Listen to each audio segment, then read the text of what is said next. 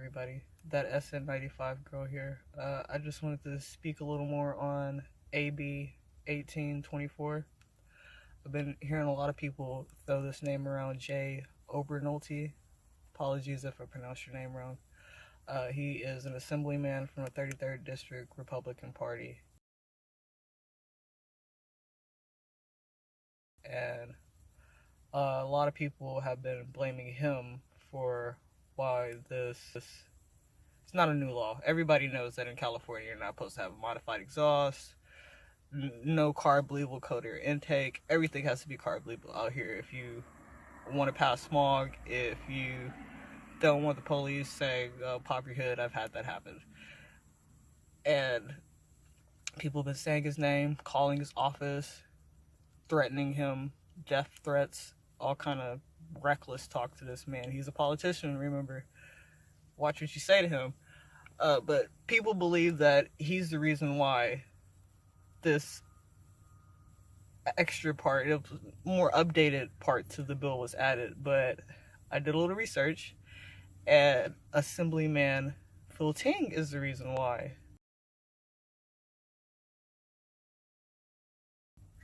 this new part of the law has been instated. So, with that being said, I'll insert some clips of a post that I've seen on Instagram. Somebody called up to Assemblyman Obernoelte's office, spoke to his secretary, because obviously he's not going to be trying to talk to people if they're threatening his life. So, a gentleman spoke with him. I'll insert the clip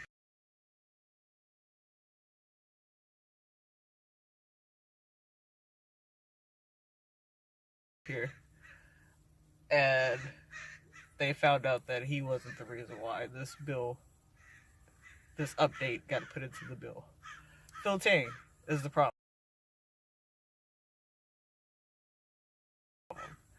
I don't want to say I judge people, but he looks like he drives a Prius or a Tesla or something, so he obviously has an issue against cars with modified exhaust.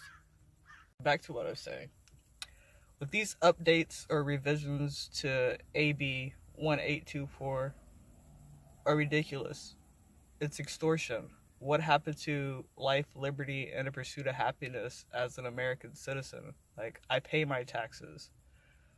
I donate bone marrow and blood to help people with leukemia or people that need blood transfusions.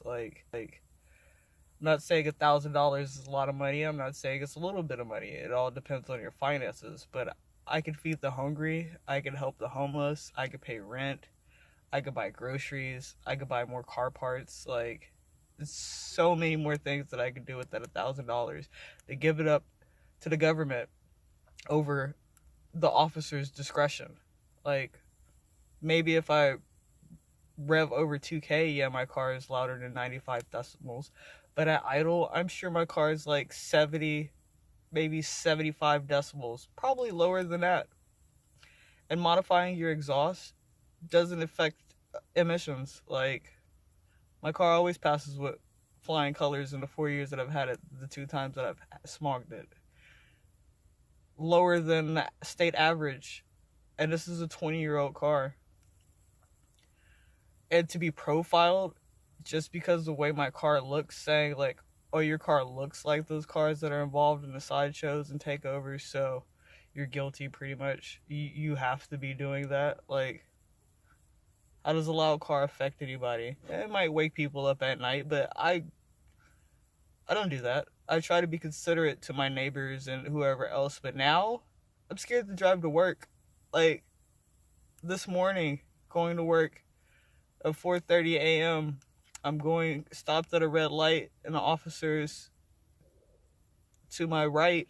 He's making a left turn, and he's looking at me. The light turns green, and I slowly drive off, and he's driving slowly, watching me, listening to see how loud my car is. And if you ask these officers, do you have a decimal reader in their car? They'll probably say no, whether they do or don't, because they do that. You're profiling me. I get profiled enough as it is in my car. And I don't even do anything illegal. I've done one donut in my car, and it was raining, because tires are expensive, and I'm not trying to waste rubber. Like, come on, California. We're already, I wouldn't say the highest standards, but there's already so much pollution on this planet anyway that a couple of million people that modify their cars that will still probably pass smog whether they're carb certified parts or not is ridiculous. The cost of living here is already expensive enough. I get paid good, so I mean that makes up for it. But I wouldn't have this problem if I was in some southern state or northern state that doesn't have emission laws. Texas and Florida, like, do whatever you want to your car. Like, it makes me happy to modify my car. My car's not even that fast. I wish I could slap a turbo in this thing or a supercharger without having to worry about, do I have to go to a state ref because it's not carb certified, even though the emissions on it are lower than the guy that's driving a Toyota Camry, which cause more accidents than these modified cars. I don't participate in street racing. Like, that's silly. Like, you never know who's gonna come out that intersection with you speeding.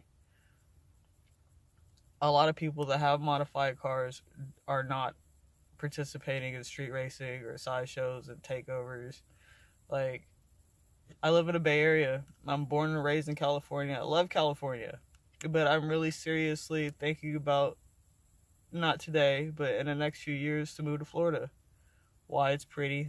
It has hurricanes and tropical storms or whatever, but we have earthquakes in California. But I can do whatever I want to my car. That makes me happy, thinking that I can do whatever I want to my car and not having to worry about being profiled. Or pop your hood. I've had that happen. Pop your hood. I'm like, what? My car is not even that fast. Step out the car, pop your hood. I was like, okay. Officer looked under my hood and he looked like he didn't know anything. I just said, I bought it like this. He was like, okay, have a good day. That's silly. Like, you know nothing about cars, officer. Some of them do. A lot of them officers have modified cars themselves. I personally know an officer. He's retired, but he street races all the time. He comes and brags to me, oh, I was racing this Camaro on the way over. Oh, I raced a Porsche. He's been pulled over, and his license, all his information to start out. Gets a slap on the wrist. You know better than that. They let him go. If I do that, the car is going to get towed away, impounded, crushed, something silly. Like, you shouldn't have to worry about that. So I hope, no matter what state you're in, if you believe that this is stupid in California, help us out. They want 200,000 signatures, but I don't even think that's enough. It's 40 million people in California. We would need at least 10, 25 million people to sign off this before they even think about nullifying it or changing it. Let me do what I want to do to my car. And if you're like me and you believe that they shouldn't be in your personal business, sign this petition. Let's get this changed.